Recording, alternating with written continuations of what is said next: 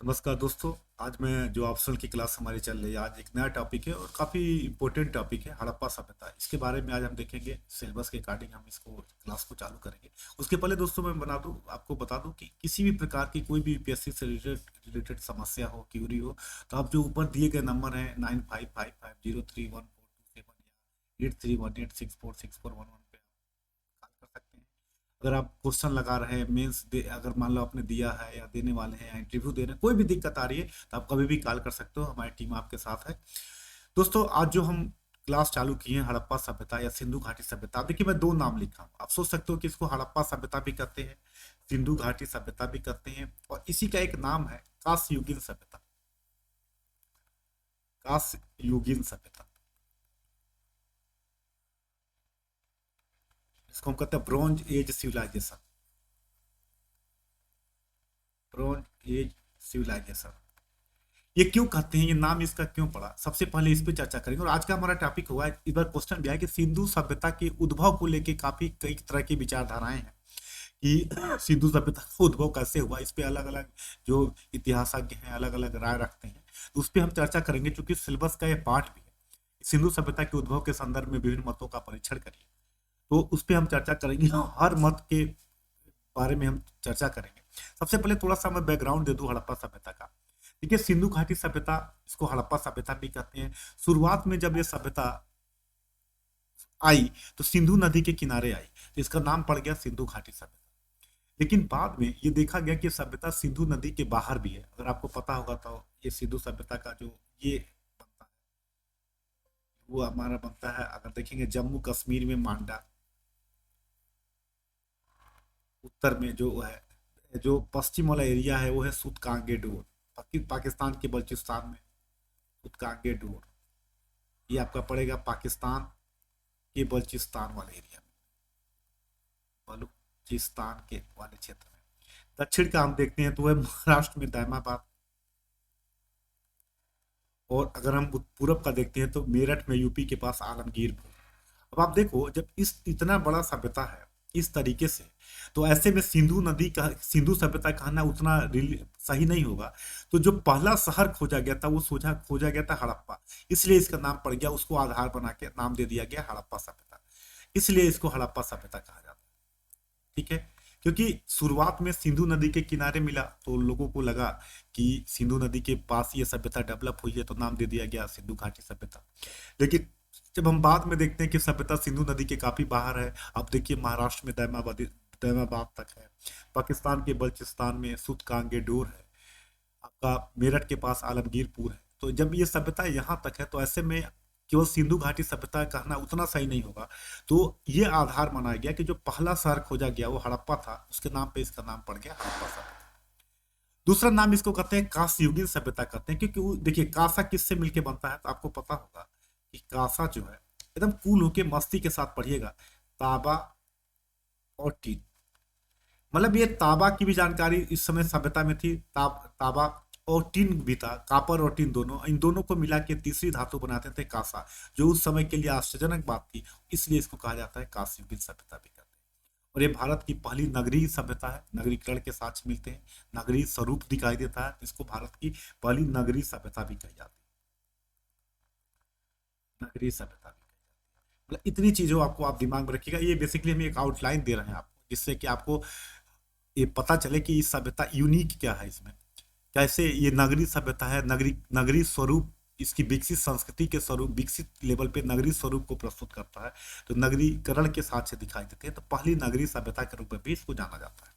दोस्तों अब आता है सिंधु सभ्यता की। देखिए सिंधु सभ्यता को जानने के लिए इस पॉइंट को जरूर लिखिएगा, सिंधु सभ्यता को, सिंधु सभ्यता को जानने के लिए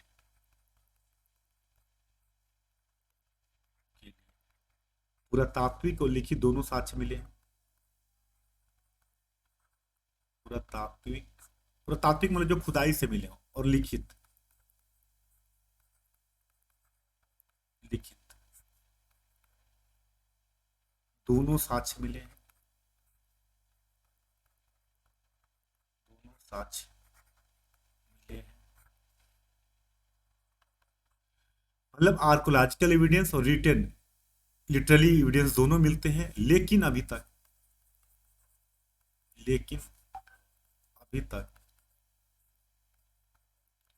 लिखित साक्ष्य मतलब लिपि को, लेकिन अभी तक लिपि को पढ़ा नहीं जा सका है,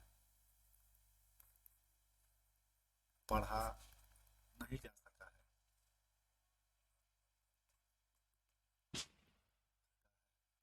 इसलिए हमारी पूरी निर्भरता, हमारी पूरी निर्भरता, पूरी निर्भरता पुरातात्विक साक्ष्य पे रहती है, पुरातात्विक साक्ष्य पर होती है, साक्ष्य पर होती है। समझिएगा, मतलब लिपि मिली है लेकिन लिपि को अभी तक पढ़ा नहीं जा सका, इसलिए हम पूरा निर्भर किस पे होते हैं, पुरातात्विक साक्ष्य पे। ये सिंधु सभ्यता को जानने में एक लिमिटेशन है। जब भी आंसर आप लिखते हो, जैसे आप पूछा वहां भी टॉपिक पढ़े सिंधु सभ्यता के उद्भव और विकास में, तो सिंधु सभ्यता के उद्भव और विकास को जानने में सबसे बड़ी समस्या है कि लिखित साक्ष्य अभी तक मिला नहीं है, इसलिए हम स्पष्ट कुछ भी नहीं कह पाते, एक अनुमान के आधार पर निष्कर्ष निकालते हैं कि सभ्यता किस प्रकार से डेवलप हुई। जब भी हम पढ़ते हैं सिंधु सभ्यता का धर्म पढ़ते हैं, सिंधु सभ्यता का समाज पढ़ते हैं, तो ये लिमिटेशन जरूर लिखेगा कि पुरातात्विक साक्ष्यों के आधार पर हम, ये हमने पहली क्लास में बताया था कि पुरातात्विक साक्ष्य के बाद भी हम चीजों को क्लियर क्यों नहीं कर पाते, क्योंकि प्रामाणिकता तब तक नहीं होगी जब तक लिपि ना पढ़ी जा सके या लिखित साक्ष्य दोनों एक दूसरे के पूरक है। तो यहाँ पे जो समस्या आती है कि पुरातात्विक साक्ष्यों पे ही हमारी पूरी निर्भरता होती है, क्योंकि अभी तक इंडस वैली की लिपि को पढ़ा नहीं जा सका है, इसको दिमाग में रखिएगा। अब आते हैं, जो हमारा टॉपिक है जो मेंस में दिया, सिंधु सभ्यता का उद्भव। देखिए हम क्या क्या पढ़ेंगे यहाँ पे, एक तो पढ़ेंगे सिंधु सभ्यता का उद्भव, हम आपको टॉपिक बता देते हैं, का उद्भव पढ़ेंगे, और सिंधु सभ्यता का पतन, उद्भव और पतन पे हम चर्चा करेंगे। उसके बाद दूसरा टॉपिक हमारा होगा नगरीय विशेषताएं, इसकी नगरीय विशेषताएं, इस पे हम चर्चा करेंगे। तीसरा हमारा होगा सिंधु सभ्यता का राजनीतिक व्यवस्था, जो अनुमान के आधार पर हम देखते हैं सामाजिक व्यवस्था, सामाजिक व्यवस्था और आर्थिक व्यवस्था और धर्म। और इसके बाद हम अगला पढ़ेंगे सिंधु सभ्यता का कला, और अगला पढ़ेंगे वर्तमान से पर सिंधु सभ्यता का प्रभाव, वर्तमान पर सिंधु सभ्यता का प्रभाव या कंटिन्यूटी कैसे हम देखते हैं का प्रभाव। इन चीजों को हम यहाँ पे, इतने टॉपिक को हम आपको मेंस में डिस्कस करेंगे। और इसके बाद जितने भी previous year paper, question paper आए हैं सिंधु सभ्यता के, या यूपीएससी में मेंस में या यूपी पीसीएस में, उन पे भी हम चर्चा करेंगे। इस तरीके से हमारा टॉपिक पूरा का पूरा आपका चलेगा, ठीक है। तो सबसे पहले अगर क्वेश्चन आता है कि सिंधु सभ्यता का उद्भव, जो हमारा टॉपिक होगा पहला उद्भव, क्योंकि शुरुआत ही उद्भव होगा, तो उद्भव को लेके विद्वानों में मतभेद है। सबसे पहले याद रखिएगा, उद्भव को, सिंधु सभ्यता के उद्भव को लेके विद्वानों में मतभेद है, अलग अलग राय देते हैं। कुछ लोग का ये मानना है कि मेसोपोटामिया, इस सभ्यता को शासकों में पहचान निश्चित नहीं हो सकी। तो सबसे पहले लिख लीजिएगा कि सिंधु सभ्यता के उद्भव को लेकर विद्वानों में मतभेद है। लिमिटेशन मैंने बता दिया कि क्योंकि अभी तक लिखित साक्ष्य पढ़े नहीं जा सके हैं, तो जो पुरातात्विक साक्ष्य मिले हैं उसके आधार पे एक अनुमान लगाया जाता है कि कैसा रहा होगा, क्या है, ये अनुमान लगाया जाता है।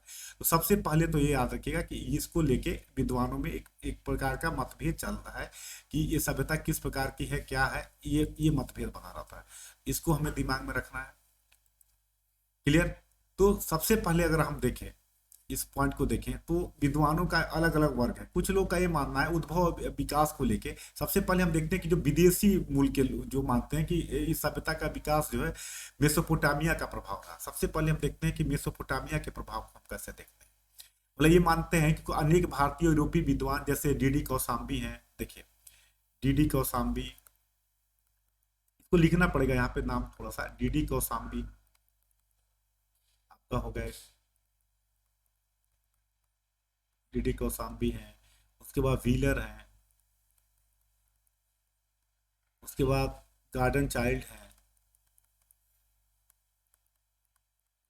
इनका ये मानना है, इन लोगों की धारणा है कि सिंधु सभ्यता का विकास जो हुआ मेसोपोटामिया के प्रभाव, मेसोपोटामिया के प्रभाव, मेसोपोटामिया के प्रभाव।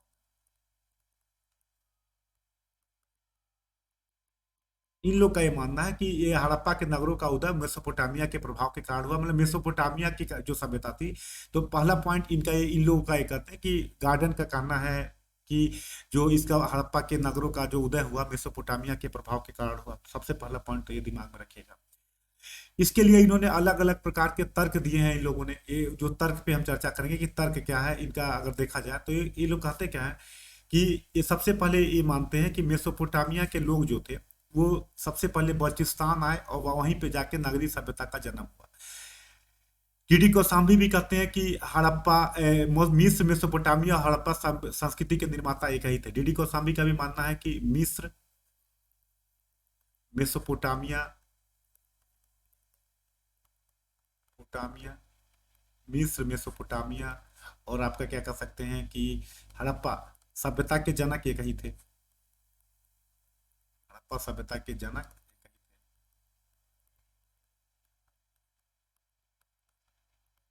ये इन लोग का मानना है। तो अब हम देखेंगे कि इसके लिए क्या प्रभाव, इसके पक्ष में क्या देते हैं, ये इसके उद्भव के लिए क्या क्या प्रमाण देते हैं। पहले हम इसको देखेंगे इसका प्रमाण क्या है और प्रमाण के आधार पे फिर हम इसको देखते हैं कि क्या देते हैं। मतलब इनका मानना है कि विदेशी मूल, इसको एक धारणा है कि विदेशी प्रभाव पे इस सभ्यता का नगरीय स्वरूप विकसित हुआ और इसके आधार पे इस मानते हैं कि नगरीय सभ्यता जो है मेसोपोटामिया से आई। इनका ये मानना है। इनका जो तर्क देते हैं सभ्यता, सबसे पहले तर्क इनका मानना है कि ये लोग, इनका ये मानना है कि मेसोपोटामिया से सभ्यता, सबसे पहला पॉइंट इनका ये मानना है कि मेसोपोटामिया से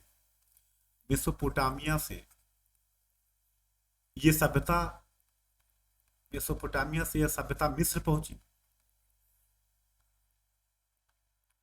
इस बार एक क्वेश्चन भी आया था, मेसोपोटामिया से यह सभ्यता जो कहां पहुंची, मिस्र पहुंची और उसके बाद ये भारत आई, वहां से भारत आई तो था, वहां से भारत आई, वहां से भारत आई, ये इनका मानना है।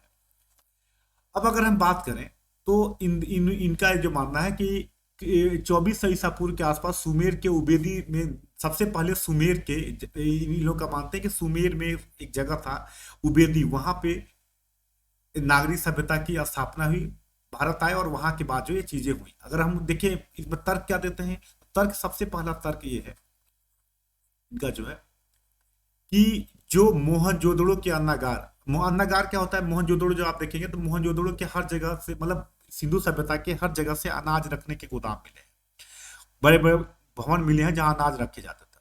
तो ये कहते हैं, ये इनका ये मानना है कि मोहनजोदड़ो के अन्नागार, इस पॉइंट को लिखिएगा, मोहनजोदड़ो के अन्नागार, अन्नागार, अन्नागार का मतलब अनाज रखने का गोदाम, गढ़ी जो होता था और बुर्ज जो छोटे छोटे रक्षा के लिए बनाए जाते थे, बुर्ज, इसमें लकड़ी के सातीरों का प्रयोग किया गया है, लकड़ी के सातीरों का प्रयोग किया गया,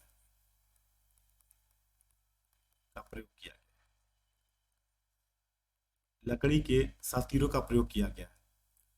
और इसके निर्माता जो है कच्ची ईंटों के भवन का निर्माण करते थे और कच्ची ईंटों का प्रयोग करते थे, कच्ची ईंटों का प्रयोग करते थे, जो करते थे। यही सेम चीज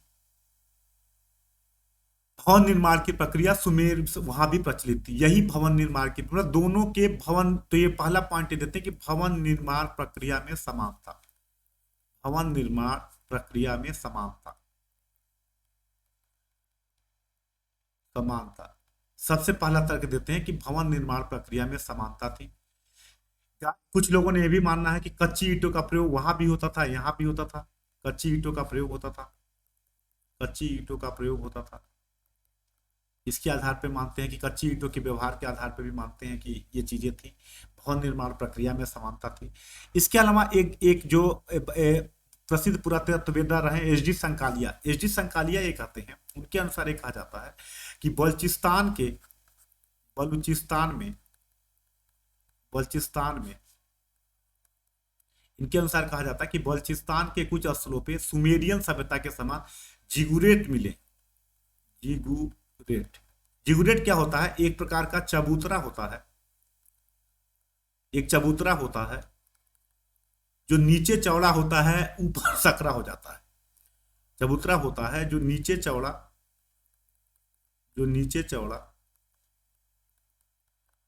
और ऊपर सकरा हो जाता है, ऊपर सकरा हो जाता है। तो ये जो बलूचिस्तान से जिगुरेट मिले हैं, ये भी सुमेरियन प्रभाव को दिखाता है। यह भी क्या दिखाता है? सुमेरियन प्रभाव को दिखाता है। इनका ये मानना है कि ये चीज भी जो है सुमेरियन प्रभाव को दिखाता है।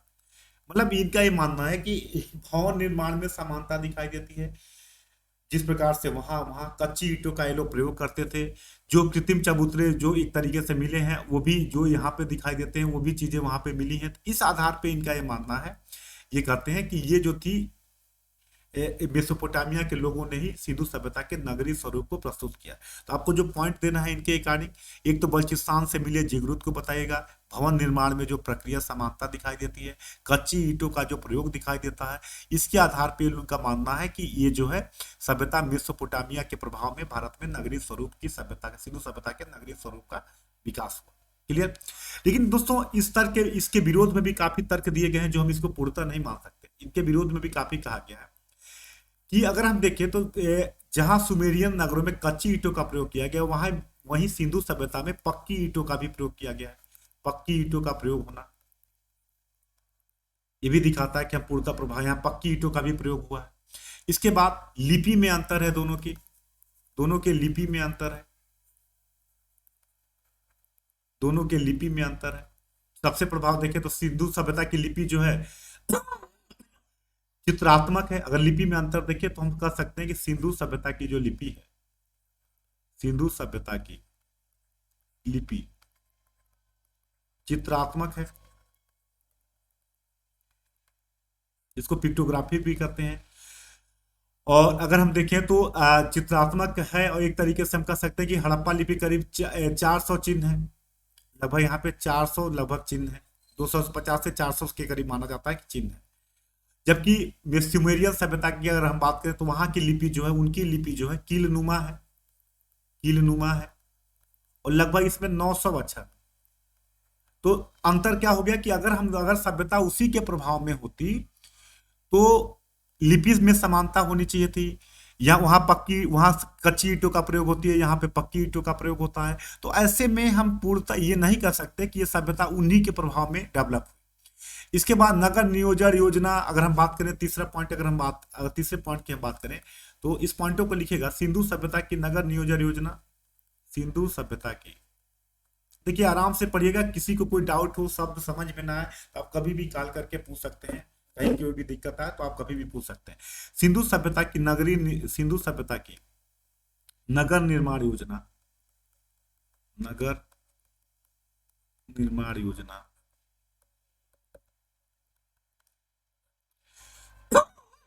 सिंधु सभ्यता की जो नगर निर्माण योजना थी, अगर उसकी हम बात करें तो नगर निर्माण योजना, जल निकासी, नालियों की व्यवस्था, नगर निर्माण योजना जिसमें जल निकासी, नालियों की व्यवस्था,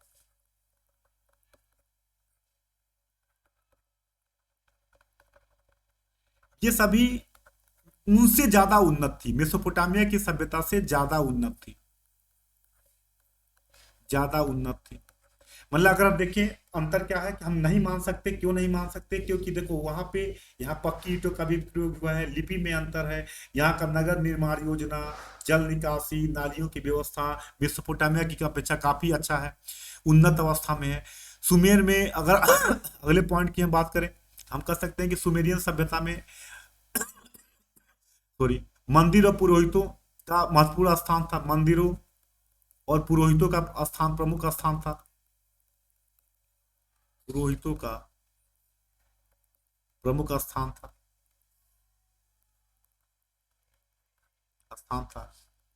लेकिन अगर हम बात करें यहां पे, अगर हम बात करें तो सिंधु सभ्यता में मंदिर के अस्तित्व संदेहास्पद है, मंदिर के अस्तित्व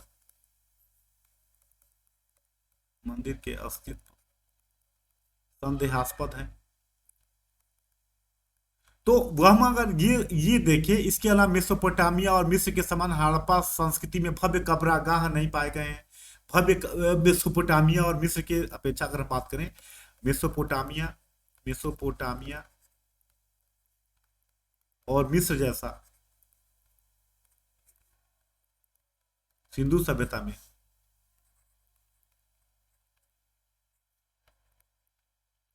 सिंधु सभ्यता में भव्य कब्रगाह नहीं पाए गए हैं।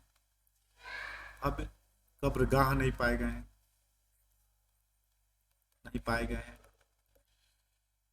इसके अलावा अगर हम बात करें तो दोनों के सभ्यताओं के मिट्टी के बर्तन में, मुहरों में भी अंतर है। मिट्टी के बर्तनों मुहरों में भी अंतर है। मृदभांड जिसको कहते हैं, मिट्टी के बर्तन, मुहर, इनमें भी अंतर है। मुहरों में भी अंतर है, मुहरों में भी अंतर है। ऐसे में इस सभ्यता को हम ये नहीं कह सकते कि ये सभ्यता सुमेरियन प्रभाव के कारण ही विकसित हुई, मेसोपोटामिया के प्रभाव के कारण ही विकसित हुई। हाँ, ये जरूर था कि दोनों में, तो हमने बताया, पहले तर्क दिया कि विद्वान क्या मानते हैं कि सभ्यता मेसोपोटामिया के प्रभाव में डेवलप हुई। उसके लिए आपने क्या पॉइंट बताओगे कि दोनों में कच्ची ईंटों का प्रयोग करना, मोहनजोदड़ो के भवनों में वहां के भवनों में समानता का दिखाई देना, बलचिस्तान से जिगरूट का मिलना, जो एक प्रकार का चबूतरा था जो नीचे चौड़ा ऊपर सकरा हो जाता था। इन आधारों पर ये लोग कहते हैं कि ये सभ्यता जो डेवलप हुई, नगरीय स्वरूप जो डेवलप हुआ, मेसोपोटामिया के प्रभाव में हुआ। लेकिन जब अंतर की बात करते हैं तो सबसे पहला अंतर, ये सभ्यता नगरीय सभ्यता है, नगरीय स्वरूप दिखाई देता है, पक्की ईंटों का प्रयोग दिखाई देता है। लिपि में दोनों के अंतर है। तो उसकी लिपि हमने बताया कि चित्रात्मक पिक्टोग्राफी कही जाती है, जिसमें 400 लगभग अक्षर है, 250 से 400 के बीच माना जाता है। उसकी लिपि कीलनुमा है, जिसमें 900 अक्षर माने जाते हैं। तो लिपि में अंतर है। जो नगरीय सिस्टम है, जल निकासी की व्यवस्था है, नगरीय स्वरूप का जो इंफ्रास्ट्रक्चर है, वो भी मेसोपोटामिया के अपेक्षा उन्नत अवस्था में था। भारत में अच्छी स्थिति में था। यहाँ पे सिंधु सभ्यता में मिट्टी के बर्तनों में अंतर है, मुहरों में भी अंतर पाया जाता है। तो ऐसे में हम ये नहीं कह सकते कि ये नगरीय स्वरूप जो है सिंधु सभ्यता का नगरीय स्वरूप मेसोपोटामिया के प्रभाव में डेवलप हुआ। हाँ, ये जरूर है कि दोनों से व्यापारिक साक्ष्य मिलते हैं। तो ऐसे में क्या था कि कहीं न कहीं दोनों में इस मत को स्वीकार नहीं कर सकते कि प्रभाव में पड़ा। लेकिन हाँ, ये था कि दोनों में व्यापारिक वो था, प्रभाव में कारण ही विकास हुआ, ये तो नहीं मानेंगे। लेकिन व्यापारिक संबंध था। तो कुछ वस्तुएं सिंधु सभ्यता की मेसोपोटामिया में दिखाई देती हैं और मेसोपोटामिया की कुछ चीजें सिंधु सभ्यता में दिखाई देती है। जैसे आज हम अमेरिका की कुछ चीजें, जो अमेरिका गए हैं लोग, यहाँ आते हैं, उस प्रकार की चीजें यहाँ कर सकते हैं। जो इंडियन है वहां गए हैं, वहां भी अपने धार्मिक चीजों को या कुछ चीजों को वहां करते हैं। तो ऐसा नहीं कर सकते। तो ये चीजें, इसको हमें इस रूप में समझना चाहिए कि दोनों के बीच में एक व्यापारिक आदान प्रदान था, व्यापारिक आदान प्रदान था। दोनों एक दूसरे से प्रभावित थे, व्यापारिक आदान प्रदान था। दोनों एक दूसरे से प्रभावित थे, दोनों एक दूसरे से प्रभावित थे।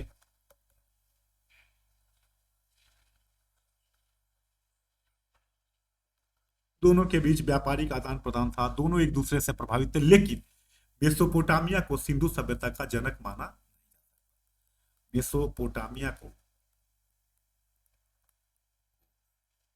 सिंधु सभ्यता का जनक नहीं माना जाता, सिंधु सभ्यता का जनक नहीं माना जाता। देखिए, क्वेश्चन आता है 200 वर्ड में लिखना है। मैंने आपको पूरा वर्ड भी दे दिया, एक एक की पॉइंट भी बता दिया, फिर से एक फ्रेम भी बताते हैं कि अगर इस व्यू को पूछा जाए तो कैसे आपको लिखना है। जनक नहीं माना जाता। अब इस क्वेश्चन को अगर फिर से हम देखें एक बार कैसे फ्रेम करेंगे, तो सबसे पहले बताइएगा कि सिंधु सभ्यता की उद्भव को लेके विद्वानों के बीच क्या है, मतभेद। सबसे पहले बताइएगा विद्वानों के बीच मतभेद। और नाम भूल जाए, एक वर्ग का मानिएगा, बताइएगा मेसोपोटामिया के प्रभाव। मेसोपोटामिया के प्रभाव में क्या हुआ, मेसोपोटामिया का प्रभाव, इसमें बताइएगा कच्ची ईंटों का प्रयोग,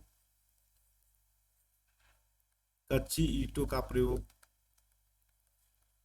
भवन निर्माण में समानता, भवन निर्माण में समानता, जिगुरेट का मिलना। जिगुरेट क्या था, एक प्रकार का चबूतरा है जो नीचे चौड़ा ऊपर सकरा हो जाता है। तो इन आधारों पे इन लोगों का ये मानना है, कुछ विद्वानों का, कि ये सभ्यता मेसोपोटामिया के प्रभाव में नगरीय स्वरूप विकसित हुआ। विरोध में क्या बताइएगा, तो विरोध में आप बताइएगा सबसे पहले तो लिपि में अंतर है, मैंने पूरा आपको डिस्कस किया, लिपि में अंतर है।